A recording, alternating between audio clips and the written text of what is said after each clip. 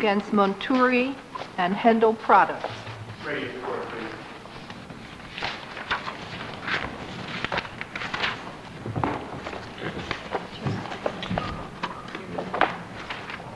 Oh, yeah, I think Mr. Rabinowitz? Thank you, Your Honor. With the court's permission, I'd like to reserve 3 minutes for rebuttal. Certainly. The first issue before this court is whether Marianne Hassan should be considered an owner within the meaning of Section 128 as it relates back to Section 388 of the Vehicle and Traffic Law. And it remains our position clearly that she is not an owner. The reason we say this is she is not the titled owner, she is not the registered owner, there was no employment contract, there was no employment agreement, there was no writing, there was no lease. Does there have to be one for a bailment? A general bailment is very different than a bailment as is contemplated under Section 128. Because Well, the statute just says bailee. a statute says bailee with exclusive use under a lease or otherwise. It doesn't say under a lease or bailment or It otherwise. says otherwise. Under a lease or otherwise, and our position is, Did she have exclusive use of the vehicle? no, there's nothing that said she had Well, wait, exclusive in use. the record, it said that she had exclusive use of the vehicle for 2 years, and her husband used it on some occasions. No, what had happened, Your Honor, is she had general use of the vehicle. The right could be repossessed at any time by her employer. Well, I understand that, but for 2 years, it wasn't exercised. Right, and our position with respect to that is you can't look back retrospectively to add up the days in total. Just as the court did in Gardenia, where you had 30 days leases and then 10 of them added together, lumped together would be more than 300 days.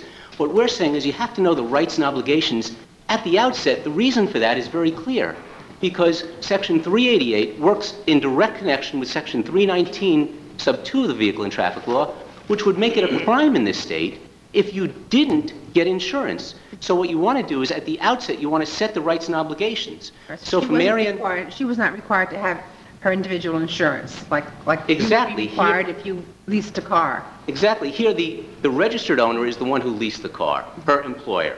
The titled owner had insurance. She was in a position where she didn't have any sort of discussion. In fact, it was their motion for summary judgment, and not one question was ever asked of Marianne Hassan. Did you have an understanding at the beginning as to whether you would have this vehicle for more than 30 days?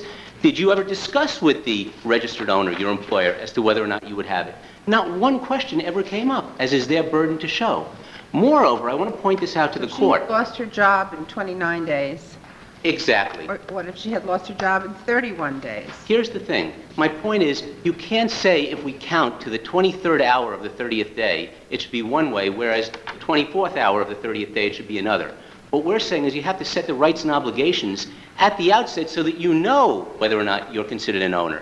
My adversaries, First Union, in their brief actually suggested to this court on page 11 that she has an employment agreement lease. We challenge that. Nowhere in the record will you ever see anything referring to an employment agreement lease. The reason they say that is because the appellate division, when they found that she was a bailee, as Your Honor has said, it has to be with exclusive use under a lease or otherwise. She did not have a lease, she did not have otherwise, but what they're saying is there was an employment agreement lease, which there is not. No one can ever point to that, and the reason there is not is because it didn't exist. But they're mindful of the fact that the statute actually says under a lease or otherwise. And as this court has pointed out before, when you define the terms or otherwise, it has to relate back to the lease. In other words, the reason is so clear because we want to make sure that anyone who has the use of a vehicle knows at the outset, gee, do I have to get insurance? Because we want to make sure that the policy behind 388 is taken care of. That is, recourse, access to a financially responsible, insured individual. And I use that word point blank because this court in Morris versus Snappy said, we're really talking about insurance here. Sure. So we want, excuse me? No, sure we are. We certainly are. Yes, exactly. What That's is why otherwise? the word, when we see the words under a lease or otherwise, just as Your Honor, Judge Kaye, as you said in the Bath case, it has to relate back. It has to relate back to the words that came before. I That's why understand, we but I relate- was asking for a few examples Okay. of otherwise. When we say or otherwise, we say or otherwise can't mean the universe of anything that's possible. It can't mean a lease on the one hand and not a lease on the other. So what we're saying is it has to be under a lease or something like a lease reflecting an intention by the parties that there is an understanding that you will have this vehicle to I the was just exclusion of asking others. for a couple of examples. maybe 3 examples. An example I I'm would stretching give my you- mind to think of them. An example that I would give you is a lease. So, for example, if you have an employment agreement or an instruction when you get the car, now you have something. In other words, it has to be more than just some vague understanding. There is nothing in this record. There is nothing to support that there was any sort of lease. It So what would I'm have to saying be is, in writing then? I'm saying even if it's not in writing, it has to be an understanding. Here, there's not even a written contract. There's no oral contract. There is nothing. It would be like a child who goes off to school and the parents who lease a car say, you take the car. On the 30th day, they would be the owner of the vehicle. It can't mean that. It can't mean that at all, because what we want to say is we want to define, set the rights and obligations, especially in this state where it would be a Your posture crime. is she was just given the keys to the car. Our position is she was given the keys for general use, but anyone, if the owner said, that is the registered owner said, let Joe use it. He works at McDonald's also. This is a McDonald's franchisee. He can have use to it also. She wouldn't have anything to say. Yes, of course he could use it. The right of repossession was instant. That's what we're saying. And there's nothing in the record that says otherwise. And you're saying coterminous, the purpose of 388 and its juxtaposition to the insurance law is that you're saying your view is that under 319 she couldn't have insured this vehicle, or not strike that she was not required to insure this vehicle. Right. She's not required because the rights and obligations weren't set at the outset. That's what we're saying. In other words, we want to make sure that somebody knows if you're going to be given this vehicle exclusively, that you do abide by the insurance law, that you do get insurance. Here, there's a registered owner with insurance. There's a titled owner with insurance. Right. And what we are saying here is you can't make up terms. We say this to our adversary with due respect. You can't say there's an employment agreement lease, which is what they say at page 11 of their brief, when in fact there is nowhere that they could point to in the record that says there is an employment agreement lease. Now, if one was to have a written employment agreement and one had a job that took you out of town, et cetera, and a car was necessary for that purpose, and it was written in the employment agreement that the employer would provide you with a vehicle to transport you to the other office, would that be different? Would that be a different situation? I like the question, I'll tell you why, because your question to me answers Judge Kaye's question to me before, which is, would we have an example? That would be an example. That's There would a clear example. Yeah, that, But exactly. your employment could still be terminated. But here, our position is Mary Ann Hassan's employment could have been terminated at any time. She was a day-to-day But under employee. Judge Saparek's But- example, it could have been terminated too. I understand, So but- why is that a good example? The reason I think it's a good example is because you know at the outset what your rights and obligations are. In other words, it shouldn't be a wait-and-see Well, approach. But you haven't met the greater than 30 days. Right. My point is, it shouldn't be a wait-and-see approach. In other I'm words, still looking for a good example because that seems to be flawed as well under your thesis. the thesis is this, Your Honor, if I may. If you take the vehicle and you say, we have it for a certain amount of time, we know at the outset, then we can comply with the law with 319 subdivision 2. Well, I'm looking for a good example because here you have I'm the saying- example of a written employment agreement which gives you in writing exclusive use of an automobile, and still that doesn't come within Section 128 because of the temporal. I'm saying, as the court in Giardina said, it has to be a contract, a letter, a writing, an arrangement. It has to be something specific. And here there was nothing. Each one of those is how I would answer it. Because we don't want to take a wait-and-see approach to see, at the 29th day you're not an owner, at the 31st day you are an owner. That wouldn't make sense because we'd never be able to set our rights and obligations. And we want to know at the outset, how are our rights and obligations? And that's why each one of those provisions, exclusive use, under a lease or otherwise, for a period of more than 30 days, have to be read together. Each one of those has to be read together. Or, as I said, any child who has a car that was given to them by a parent who was a registered owner would automatically become the owner and required to get insurance on the 31st day. That's not what the insurance law meant. The insurance law was devised to provide protection so that there is access and recourse to a financially responsible individual, even if it's 15 days and you're injured. We don't want to change this around. We want to make sure, as I said before, that there really is insurance to protect somebody who is injured through no fault of their own. Okay, we may agree with you on that. Possibly yes, possibly not. There's another facet to it. Can you just assume for the moment that she has the status of ownership and because I need some help on the other. Thank you, Your Honor. I would like to answer that question. Pursuant to 388, the issue here is whether or not we want to carve out an exception. The exception being this. Do we really want to say that a non-negligent passenger who is injured, who also happens to be an owner, should be excluded from the benefits of the intent of 388 to provide access and recourse to a financially responsible insured individual? And the answer has to be, of course they're entitled to the benefits of this.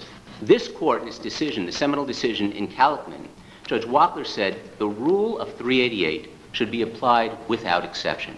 And we say that's exactly right. The rule should be applied without exception. We don't want to carve out an exception where somebody who happens to be a non-negligent passenger who is injured should all of a sudden be in a position where you can't recover. Because the reason is exactly what Judge Wackler said. The purpose of this is to provide recourse to a financially responsible individual. Here, if Marianne Hassan is presumed an owner, just for the purposes of this question, I understand that. What we're really saying is, you know what, let's take a look at the triad of cases that actually go to this. And there are three. There's Kalikman, there's Allstate, and there's the Griffin case. Kalikman, the judge said, apply this without exception. The only question the court should ask, the Court of Appeals gave us this guidance and said to us, the only thing we really need to know is this.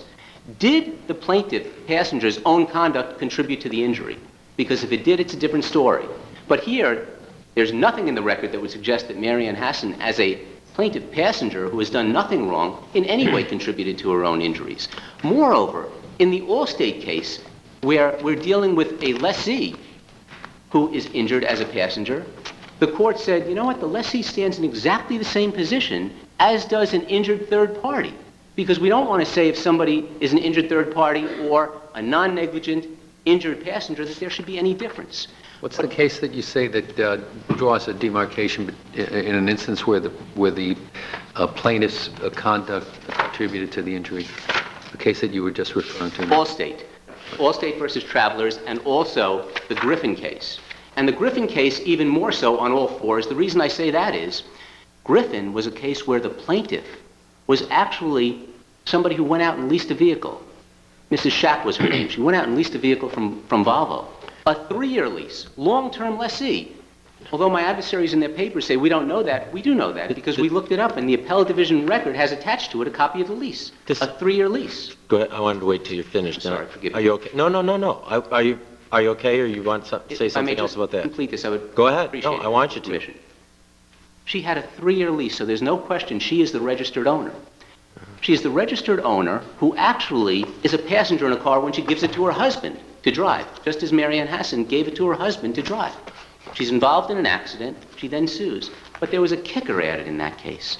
And in that case, what they actually said was, the leasing company, Volvo, said, we don't like this 388 business. We don't like it at all. We don't want to have anything to do with this. So we want an indemnification agreement. And you know what? They actually said, we want an indemnification agreement to get away from 388. Are you done now? And I don't mean to be disrespectful, because I want to go to the heart of this, or what I see as the heart of this, and it follows off of what Judge Rosenblatt asked. Listen, Ms. Hassan's status as an owner or not an owner is completely and utterly irrelevant if Mr. Hassan had the permission of Hendel to drive the car. He Is did. that true? There is no Is that issue not about- true? Judge, there's no issue about that. All right, No and issue it is, about that. and when Ms. Hassan was deposed, she said that her husband frequently drove the car. Is that true? True. And did Hendel in any way contest that or say that he didn't have permission to use the vehicle? Judge, absolutely not. There is no issue of permission and consent in this case, and I want to make that very clear at the outset. So Not one single issue, no one has ever raised it. if Hendel says to Mr. Hassan, Mr. Hassan, your wife works for us, my sister, but your wife works for us, and she's got this car, and by the way, you can use it once in a while. You can use it. Don't use it a lot, but use it once in a while. And the record shows, at least from my reading of it, at page 61 at SEC, that he did use it on a regular basis. Then isn't it over? Because 388 says that if Hendel says Hassan can use it, then whatever Hassan does and it causes injury to anyone, that injured party can look to Hendel vicariously because of Hassan's acts. Is that not the case? That is the case. That's what we're saying with respect to 388. That indeed, here, when the appellate Her division... status as owner is irrelevant. That's why when we say the appellate division cited to Billy and Parker, and both of those cases deal with permission and consent, which has never been an issue in this case. No one has ever said it. It is not an issue in this case. And I realize you're looking for reversal, and I'm not trying to help you too much, but this is what I want to know. Did you and your associate come in the same car today? No. I came up alone. Unfortunately, I Your wish Honor, you this had. is not my associate. This is another adversary of mine in this case. Oh, you got them on both the left and the Yes, I right. did. Well, if the two of you, Although in this case, if you came to Albany in a car that you owned, yes, and you made your young associate attorney drive, yes. and that attorney took you off the thruway and injured you, would you expect to be able to sue the attorney that hurt you? Yes. Because he's 388 operating with your consent. Exactly right. 388 provides, this is not an issue where permission and consent at all was ever a question in here. That's why, It's purely her status as an owner. The defendants claim that her status somehow as an owner precludes her, regardless of whether an owner actually did give their consent to allow this man to drive the car. not even an issue in this case. It was never brought up, Judge. I just want you to know this was never an issue in this case. All right. And that's why when the appellate division cited to Billy and Parker, which is a case that deals with permission and consent, it was not cited for that purpose. It was cited for the purpose of imputed negligence, which, as we know, this court clearly in Calhoun said, we're doing away with that issue of imputed negligence. It is based on an unrealistic fiction which is conceptually flawed. And so our position remains. She absolutely was driving this car. That is, they were driving with permission and consent. It was never an issue. It was never raised. All right. Thank Thank you, you, Your Mr. You have your rebuttal time, Thank of you, Your course. Ms. Malafi?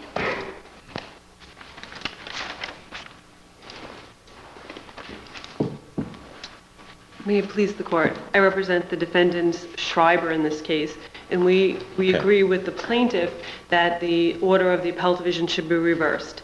With respect to the vehicle traffic law definition of an owner as contained in section 128, it's our position that you can't take any of the four requirements in that definition and say one of them alone makes somebody an owner.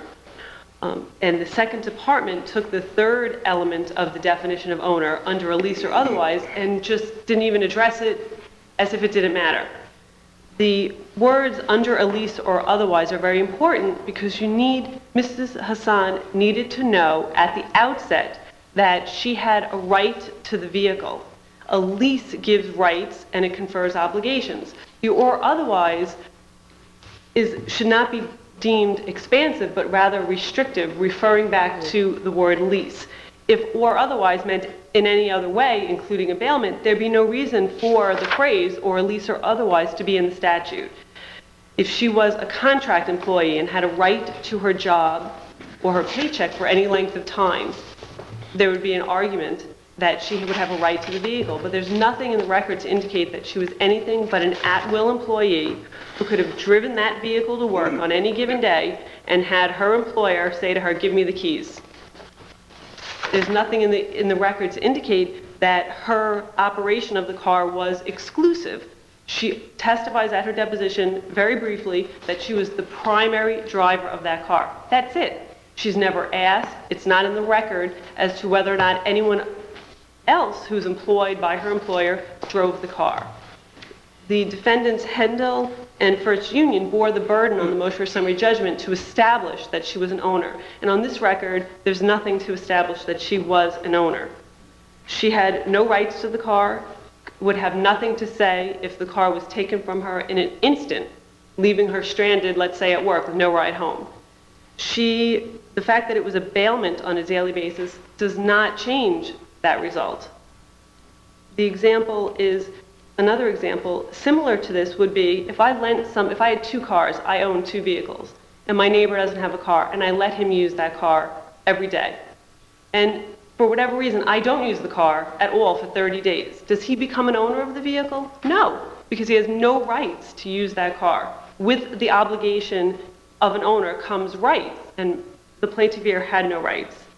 With respect to the second issue of the applicability of Section 388 to possibly preclude Ms. Hassan's recovery here, if she is deemed an owner, it is my position, my client's position, that if the legislature intended to say that people injured who are owners of vehicles are excluded from the applicability of 388, it could have very easily said so. Instead of saying Every owner of a vehicle shall be liable and responsible for death or injuries to person or property resulting from the negligence in the use or operation of a motor vehicle. They could have said for injuries to third parties, for injuries to person other than owners of the vehicle. They didn't. There's no limiting language in the Well, if statute. there's no, if you read it that literally and there's no limit in language at all, wouldn't it mean that, that the driver of the car could get into a one-car accident and with no one else to blame, and then look to the owner of that car, if you read it the way you're reading it, right? That's somebody liable for their own, that would be suing yourself. Well, you're suing the owner. No, that you get a car from the owner, you borrow the car, and you crack it up all by yourself. And if you read the language with no exceptions or no deletions of any kind, couldn't that driver sue the owner for injuries and damages that the driver caused totally by himself or herself? Well, Absolutely not, because the passive tortfeasor, which is the owner in VTL 388, always has a claim against the active tortfeasor, which would be the driver, so it would cancel each other out. There would be no action. Is the liabilities imputed to him, but if it's a one-car accident and the driver's the only person who's at fault, then the driver's hard-pressed to sue the owner, and the premise being is that Just comes right- all of his negligence is disputed to the owner, but not discounted against him. That would create a curious result. Which isn't, because an owner under the VTL has a cause of action against the active negligent driver. However, the AD's decision does create an interesting idea, is that my wife and I own a car together, and my wife permits my son to drive the car, and my son causes my wife injury. It would preclude my wife from suing for the injuries caused by my son, wouldn't it? Because she's an owner. Correct, but That would be a very curious result. Is there any case in New York that's ever so held? that the wife could not sue? Yeah. Pre-Calicman, yes, but not since Not a- Calicman. No. Absolutely not, because it's absurd, because the reality of the situation is that the driver is covered by the owner's policy of insurance. It's the congruence of 3420E of the insurance law and 388, isn't it? Because 3420E says that all liability carriers in the state will write a policy that covers the owner of the vehicle for the acts of permissive users. And so therefore, if Mr. Hassan had the permission of Mr. Hendel, or the Hendel company, or whatever it is, then Mr. Hassan's a covered person by law under Hendel's policy, and Hendel's carrier must Absolutely. defend and indemnify Hassan. Isn't that the case? Absolutely. So Mrs. Hassan's status as an owner is irrelevant, Absolutely. is it not? Yes. Okay.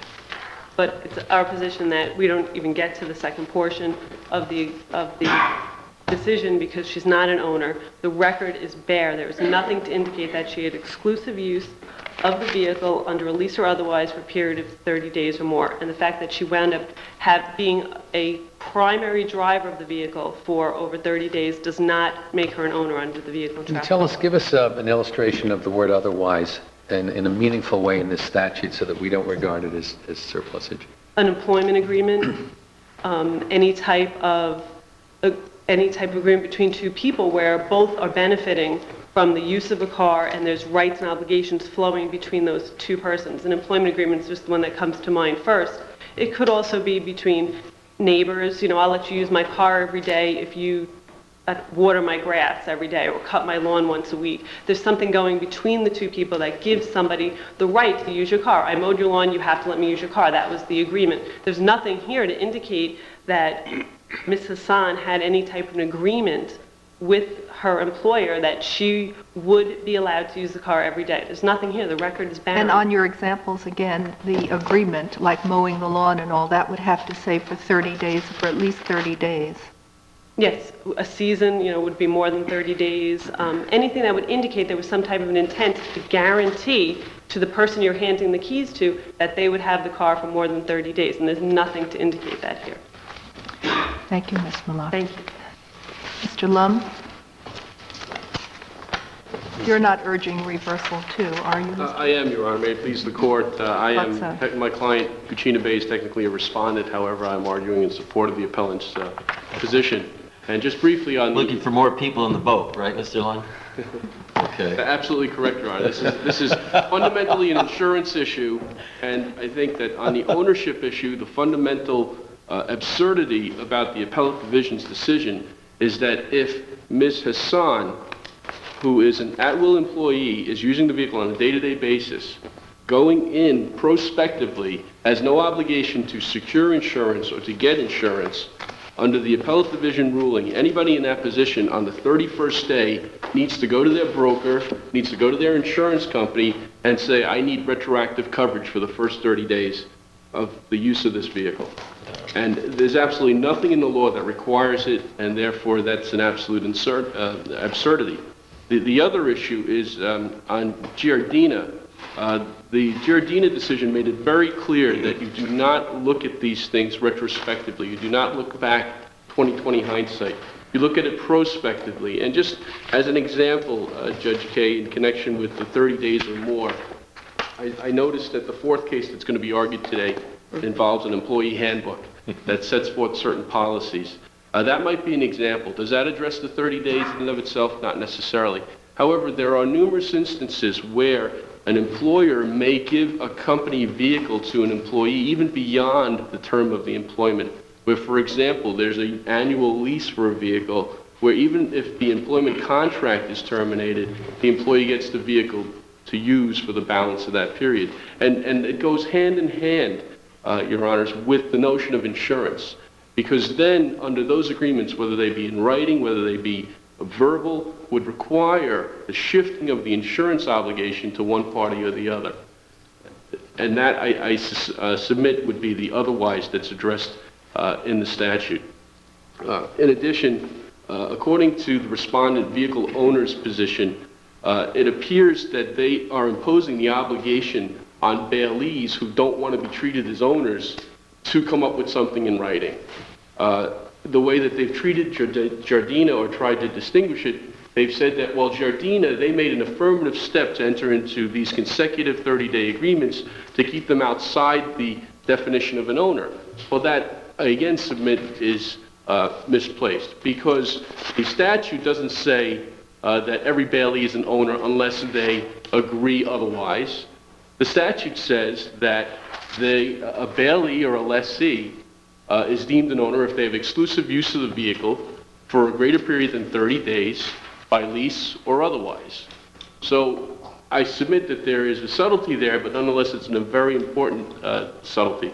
And I think that the position taken by the respondent vehicle owners is misplaced in that respect. Shifting over, even assuming that Marianne Hassan is an owner, the clear language of the vehicle and traffic law is that innocent third parties, such as Marianne Hassan, who has absolutely no culpable conduct in this case, at least the record is bereft of any reference to culpable conduct, should be entitled to seek recourse against a financially responsible defendant or party. And in this instance, the issue of permissive use is critical because no party from the vehicle ownership on down has disputed permissive use on the part of the husband. More importantly, Marianne Hassan is someone who is a passenger who merely allowed her husband to use the car. The SIP case is the one case that the respondent vehicle owners have cited in support of the notion that the vehicle and traffic law should not be allowed to be applied in this instance, which the appellate division apparently relied upon as well. And the SIP case is more than simply the, quote, co-owner allowing someone else to use the vehicle. There was the input of alcohol in that case.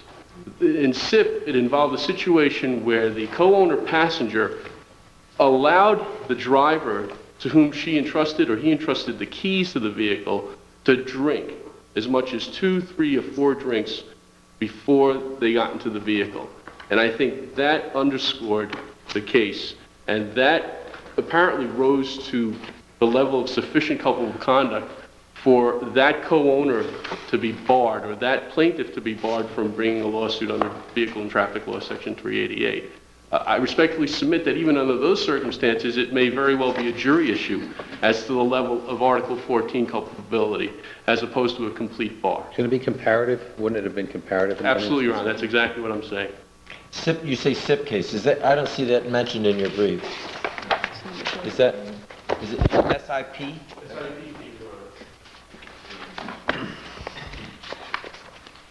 And finally, if nothing else, Your Honor, the You Servito have the case. site. Do the citation. Yes, Your Honors.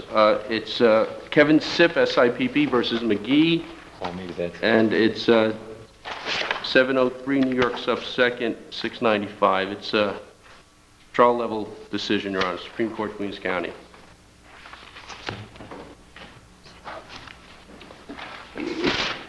Unless there are further questions, Your Honor, I want to wrap up by relying on the Servito matter. In Servito, the court reluctantly applied the strict letter of the law and allowed first-party benefits to extend to essentially a culpable tortfeasor who brought the accident upon himself, but nonetheless said that that's a legislative issue to be addressed by the legislature if the statute requires some amendment, not a judicial procedure. Thank you, Your Honor. Thank you, Mr. Lum. Mr. Cohn? Judge Wellesley, if you'd like to have the SIP case, you may read it if you like. Great, you just leave it with the clerk and I'll take a look at it. Thank you very much. Okay, good. Good afternoon. Good afternoon. My name is Eli Cohn. I represent First Union, also an innocent party. A very innocent party. You got the lien, right? Okay. And I can't understand why my co-defendants are against me. Very difficult to understand that. First of all, this notion that the 30 days has to be determined at the outset is a fiction. The history of the statute was to ensure that when someone came into our state with an automobile and he was here for 30 days, he had an obligation to get insurance. It wasn't at the outright. It's when you get to that 30-day period and you're in our state, we want you to have insurance.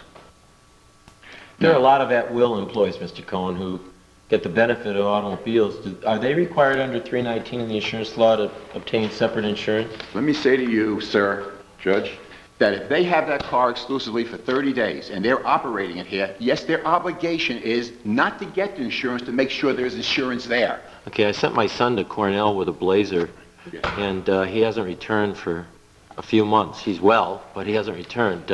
He finds Ithaca far more appealing than Livonia. I share that view.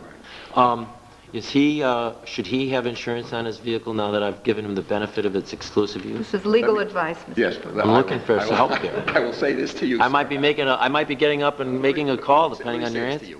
I'll give you some examples of why there is a legitimate reason not to hold First Finance in this litigation as being obligated to. But I bet you're going to tell me that he doesn't have to get insurance, does he? No, I'm not going to tell you that. Let me tell you why I'm not going to tell you that. Okay.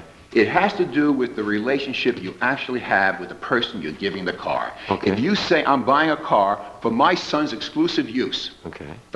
and it's his car, I'm buying him as a present, the answer to you is yes, he has to get insurance. He does? He has to see that insurance is there. Oh, that's what I want to ask you. And did not Ms. Hassan's employer have insurance on the vehicle? Now, let me say this. Yes. Now, let me just say. So she's satisfied 319? As against Hendel, not against First Finance. I'm getting to you. That's the argument that we make here as First Finance. Yes. Union. I have no quarrel. There's no question that she had permission.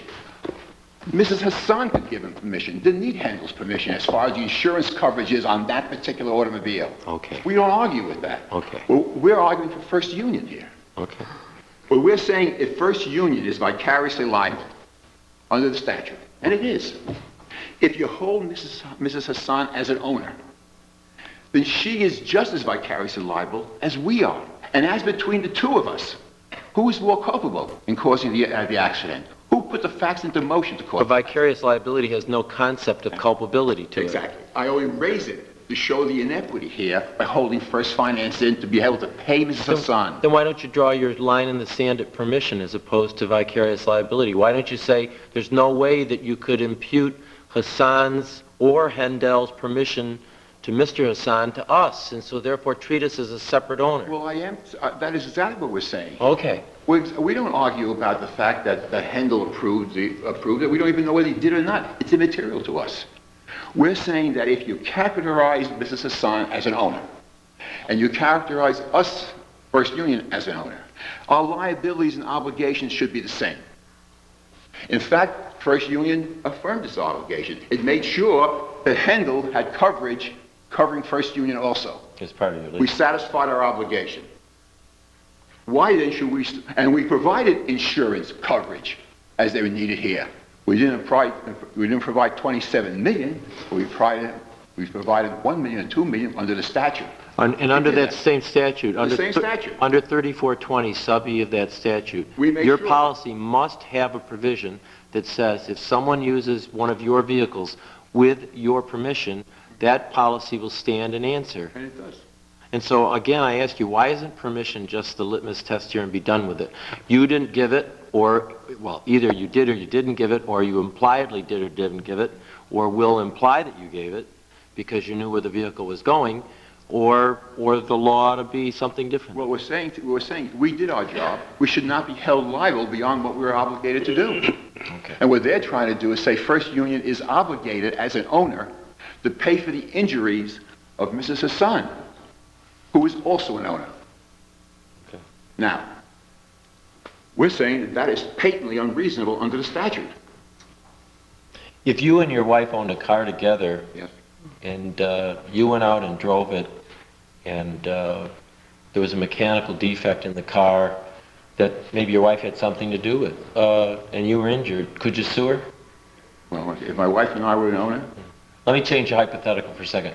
You and your wife own a car, and you allow your daughter to drive the car, and you're the passenger in the car. And your daughter goes off the road. Can your daughter sue your wife? She can, can't she? yeah, but if All right, now you're injured. Can you sue your wife?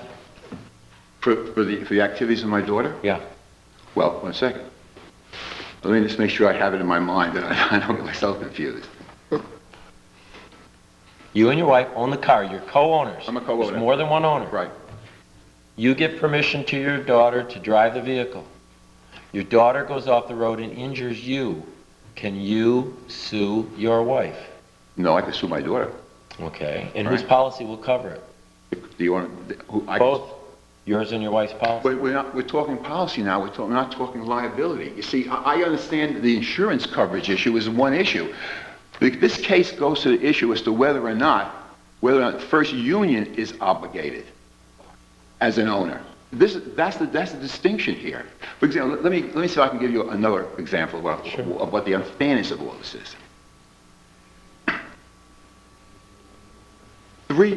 If a lease, I would like to discuss this lease also, but I'll take a step back. If 3 people lease a car and they go on a trip, they're all 3 owners. They go on a trip. One of the owners is negligent and gets into an accident. Right? They're all owners in this car. Each one of the owners who did not operate the car could sue each other for the injuries they sustained. Does that make any sense? Well, they all permitted one of their Yeah. co-owners to drive it. Why Right, not? and now they're going to sue each other. The passive co-owners are going to sue each other. In other words, A, B, C, A is driving, B and C will sue See, each other. To me, it turns on not on your ownership status, but on who gave permission. And if an owner gives permission, then it doesn't matter who's injured. It doesn't matter whether the owner that gave permission or a co-owner that gave permission. The statute says an owner which gives a permission to a third party, which then causes injury to someone, will stand and deliver for that third party's negligence. Third party's negligent. In this case, you have 3 owners of the car in the car. One of the owners is driving the car negligently. The 2 other owners are injured, irrespective of their suit against the driver. That doesn't make any sense. They can sue each other for their own injuries. That could never have been the intent of the statute. The statute initially was enacted, if you trace it back to Michigan, was for the purpose of making sure that a person coming into our state and has a car in our state for 30 days makes certain that they have coverage on it, insurance coverage. That was the reason for And it. the other thing is that it abrogated 388 abrogated the common law Common and law. said that the acts of a negligent party, if done with permission, the use of the vehicle was done with the permission of the owner, then they are attributable to the owner. Okay, now why isn't the acts of this driver attributable to Mrs. Hassan? Well, not for contribution purposes or for assessing respective comparable negligent conduct, but for indemnification purposes. Vicarious liability is not imputing their negligence, it's imputing their liability to the owner. Do we have a contribution issue as First Union with Mrs. Hassan? If you permitted Mr. Hassan to drive that vehicle, or in some way you permitted it, then whatever Mr. Hassan did is attributable to you. And it is attributable to Mrs. Hassan because she permitted it. No, in terms of answering for damages, not in terms of deducting damages or in any way other. It's not like respondeat superior. It's pure vicarious liability. Right. Extended. But we're saying they're both vicariously liable. We are vicariously liable. We did what we were supposed to do and providing insurance. Okay. All right. This is the issue. I don't want to belabor it with you. Okay. Okay. I don't know how else to answer that question. All right. Okay. Now. I'm letting you off the hook. You can go on to the rest of your argument. Thank you. I appreciate that. It's okay. All right. Now.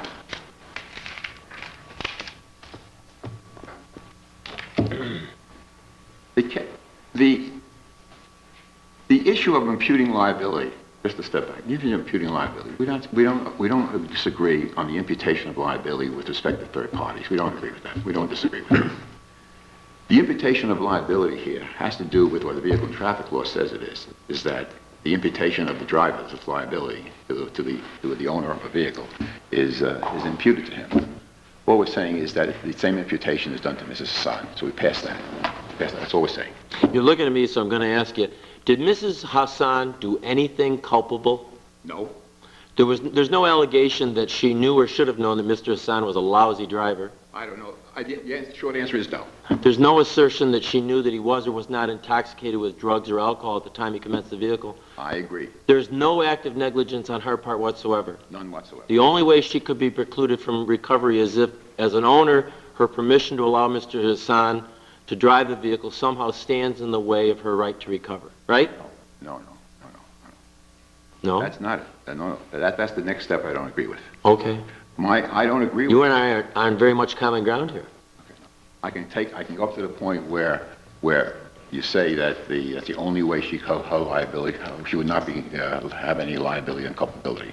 No, what I'm saying is, to the extent that her husband was negligent, all I'm saying is that negligence imputed to the First Union is the same negligence that has to be imputed to her if she's an owner. That's all I'm saying. No further than that.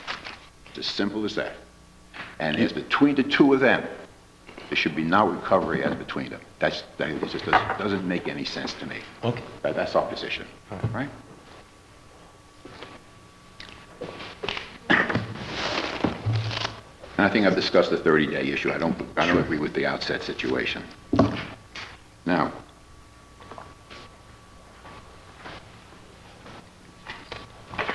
the cases that are cited, the Kalishman case, the imputation of liability, really is not the issue here. Because that imputation of liability in Kalishman had the car for 1 day. That was the issue there. There was no imputation of liability. In Gochi, it was the same thing. It was a question of the imputation of liability where a third party was being covered. In the Allstate case, the issue whether the carrier should afford coverage to the driver of the third. It was not an issue of ownership versus ownership. The issue was whether Allstate should provide coverage to, I think a fellow name was Heger, to ensure the coverage for his activities, which violated the agreement of the lease. It's been held over and over again, that restrictions in a contractual relationship, a lessee and lessor, have nothing to do with an innocent party's injuries. And we agree with that. In other words, any agreement between First Union and Hendel, or First Union and Mrs. Hassan, that there be no culpability liability unless there was a certain driver driving the car, would not apply to a third person who was injured where the driver had permission either from Hendel or Mrs. Hassan. We agree with that. That is not the case here. All these other cases dealt with third-party issues. And the only case we have that they constantly rely upon, and then both adversaries of mine, I call Mr. Blum my adversary now because it really is, Both, no, Mr. Lamar, yes. Both cases deal with really an issue of not imputing the liability to the vicarious owner because because theoretically the vicarious owner had control of the car. We agree that's not longer the issue, and the Kelishman says that, and we agree with that. Goshi should have been overruled on that one issue. We agree that's not the intent of the statute. But that isn't what brings us here today. If that were the case, we would have walked out a long time ago in the lower court. I would not have been bothered. But that is not the case. Here, what's happening is you look at it patently, it's unfair, unreasonable. You restrict the common law, you change the common law, you create a statute that creates liability, and you now keep expanding to situations that become bizarre. That's exactly what the problem was here. And when I got the case, when it was ready for trial, that's when I got this case. I looked at it and I said to myself, there's something wrong here. This doesn't make any sense. An innocent company that probably leases hundreds of cars. Our concept today, I would say, I guess, and don't hold me to it, I would say 50 to 60% of cars today are leased by companies. And these cars now are going out throughout the country. I'm sorry, my time is up, I notice. It's finished. You certainly can finish. To expand this liability to a situation where owners can now sue the vicarious owner seems to me to be outrageous. And that's what brought us here today. The patent unfairness of all this. Thank you. Thank you, Mr. Cohn. Ms. Corman?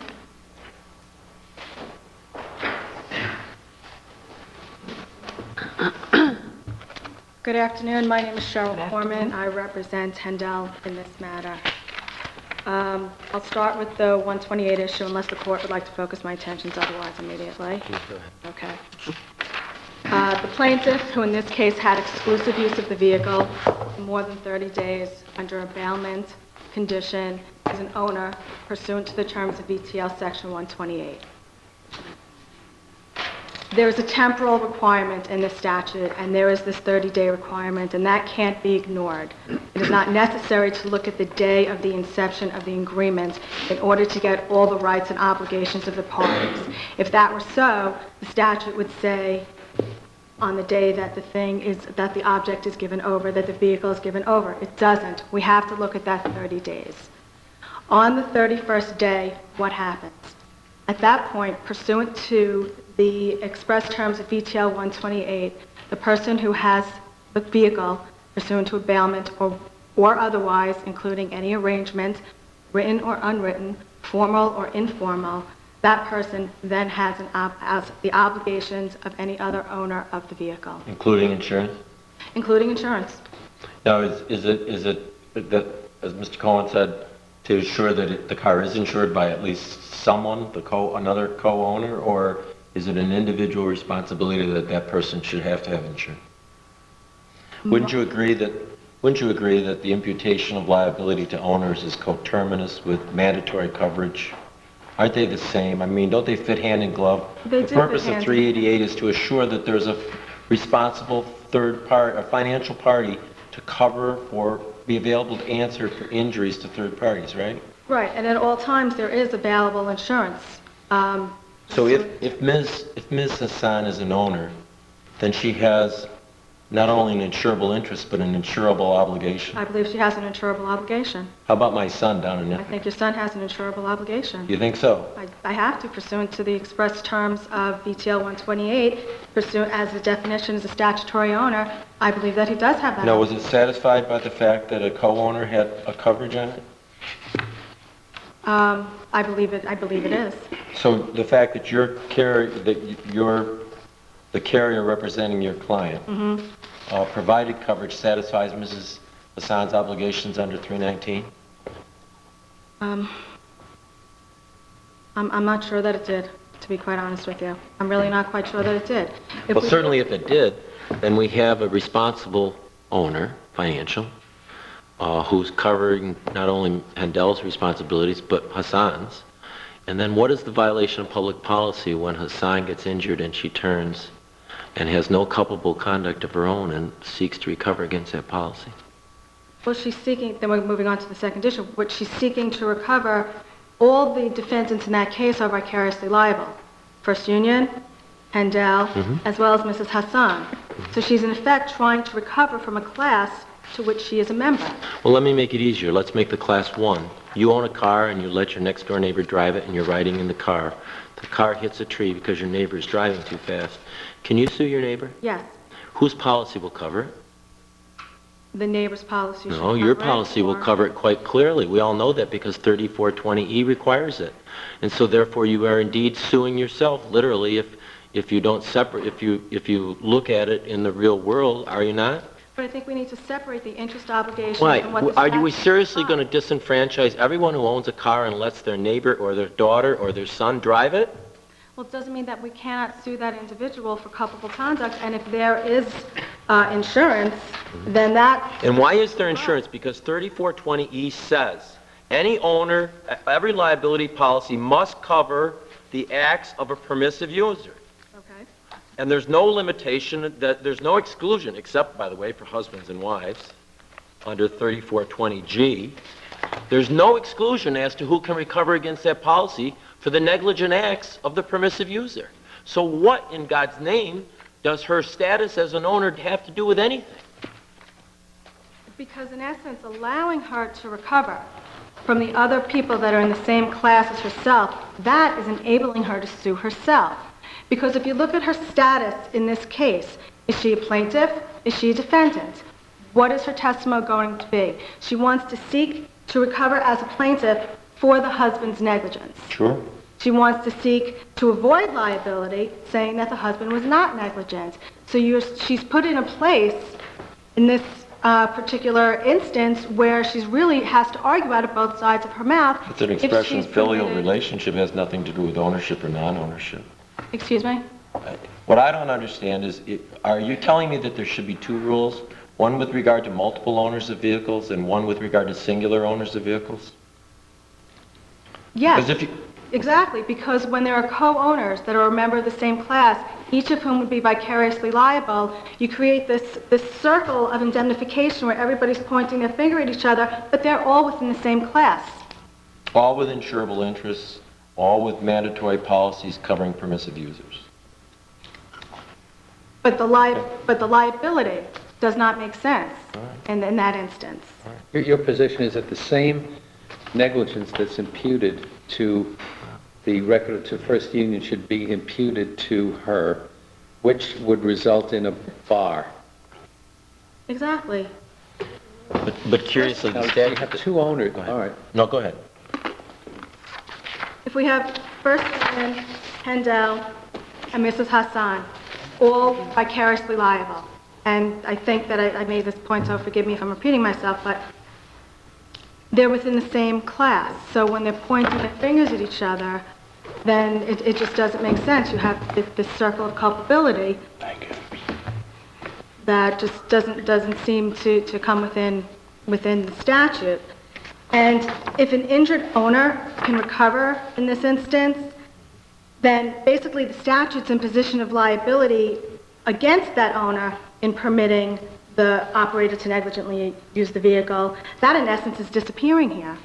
See, she straddles both classes. That's what makes this case unusual, right? She's both in the capacity of an owner. She's also in the capacity of an innocent passenger.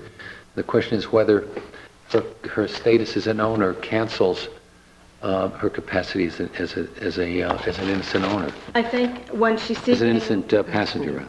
I think since she's seeking indemnification not for the act of negligence, but only through vicarious liability at this point, that it does negate the ability of her to recover for this class of individuals. It doesn't mean that she cannot recover unto those that are for their act of negligence in this case.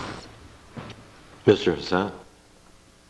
Mr. Hassan is deceased, but the estate of Mr. Hassan... And if Mr. Hassan, Yes. let's take your client. Do you contest that Mr. Hassan had permission to use the vehicle you owned?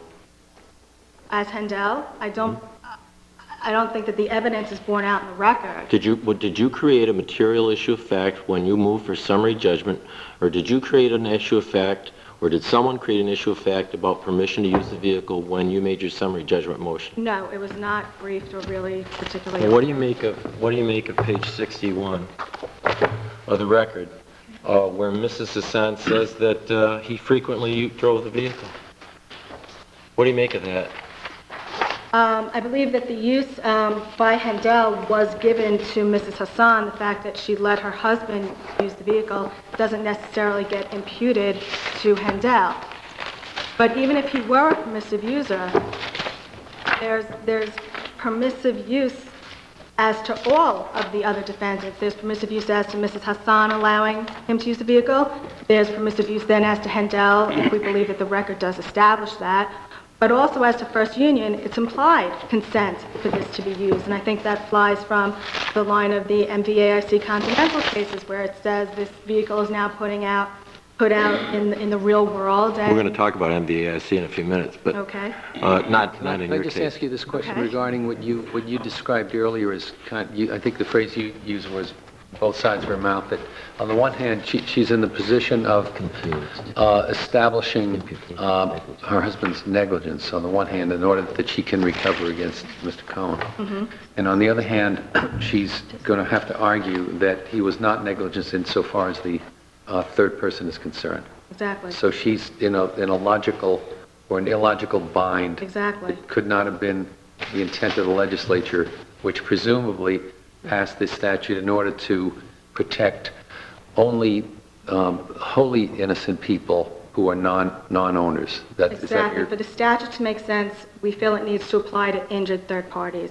And not that's to because she has to co-owners. make arguments that are, I mean, this is not the first time that people have made inconsistent arguments depending on who their opposition is, right? I mean, the mere fact that it might on the surface seem to put her in an illogical position. I mean, that's her problem. It may be her problem, but why should that affect her status if she can handle it both and she can walk a tightrope, then why should we put her out of court?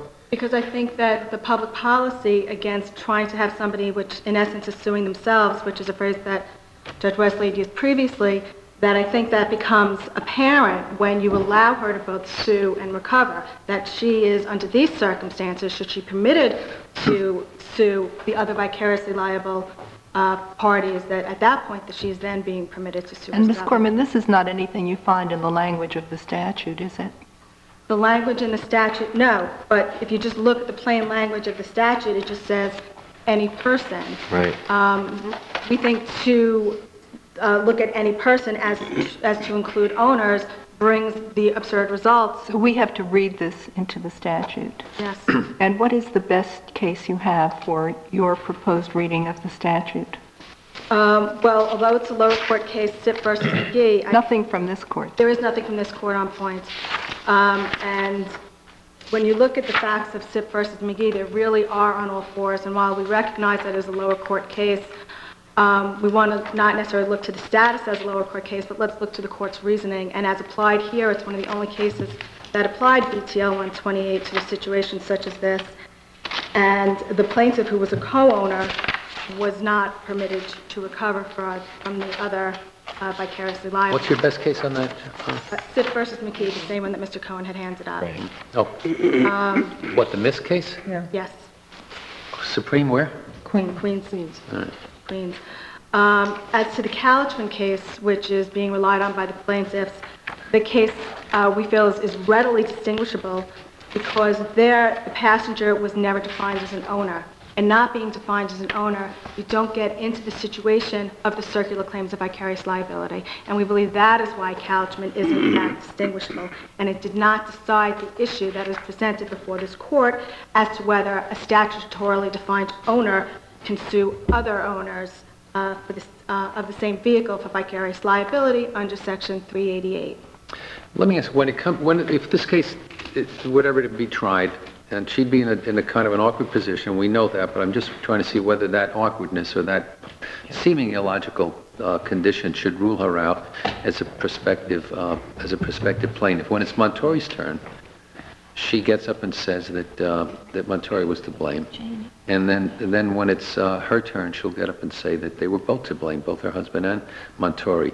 So there's some illogic in it, but why, it would just go to a jury, and the jury would sort it out. Everybody would be yelling and screaming that she's being illogical, and the jury might or might not take that into account. But why should that exclude her as a matter of law to bar her from recovery if she can take one stance as against Montori and another stance regarding her husband's liability? Because to permit her to obtain recovery, this basically negates her obligations under the statute. What are those? Well, there were two purposes why 388 was enacted. One was to provide a remedy to injured parties, Yep. and also to make sure that the people that are driving your cars are the appropriate people to do that. If she gave permission, Of course, there's no claim of that here, is there? There's no claim, I asked you this before quite specifically, there's no claim that she had a bad judgment or in any way, any judgment that she made contributed to her own injury. no, that's not present in this case, Okay. but I'm trying to look at So we don't have to the worry law about that this. might apply. We only have to worry about the second part in this case. We only have to worry about the first part, the need to provide a responsible financial party to answer for the acts of permissive users, right? But there are financially responsible parties in this case, whether you look to Handel or not, because there are other owners that are also responsible here, and other parties in this litigation that were actively negligent. Okay. I see my time is up, unless the Thank court you. has any further questions. Thank you. Thank you. Mr. Rabinowitz? Thank you, Your Honor.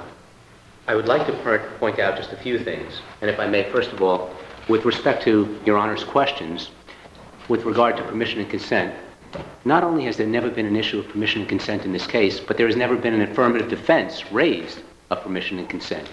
So not only is there no affirmative defense raised of permission and consent, it was never even raised in the papers below on the motion for summary judgment. It is a non-issue in this case. Even as to First Union? Yes, Okay. straight across. All right.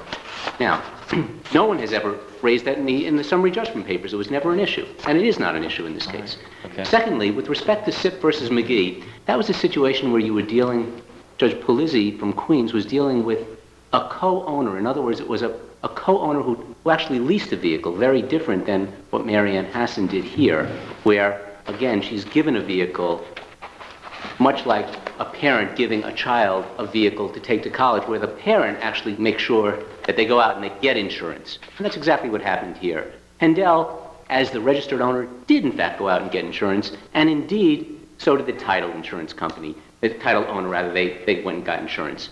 Now, the other thing that I want to point out is this. The vicarious liability statute is a financial statute speaking to insurance, getting insurance. It is never said we want to say that the titled owner is bad or that they somehow did something wrong. That's not what it is at all. It's a financial responsibility statute. If you are going to lease cars in this state, then you have an obligation to make sure you have insurance, to make sure that an injured individual, such as a passenger who is injured through no fault of her own, has recourse to a financially responsible individual. And that's what we're saying here. In the first instance, we're saying she is not an owner. In the second instance, we're saying even if she is, the statute itself, where it says every owner shall be liable and responsible for injuries to person, it does not read anyway that to person should exclude a certain class, that being the class of non-negligent, injured passengers who happen to be owners. And the case that I would cite for that is the Servito case, which is an appellate division case reviewed by the Court of Appeals, specifically Judge Meyer from the Court of Appeals, who did review it and did say, even if there is an aura of unconscionability about what happened in that case, we still have to follow it, because if the legislature wanted to create a class, or for example here, wanted to accept a class, they would have said so. Thank you. Thank you. Very good. Mirza against Zimmerman and Peterson Trust. So, yeah.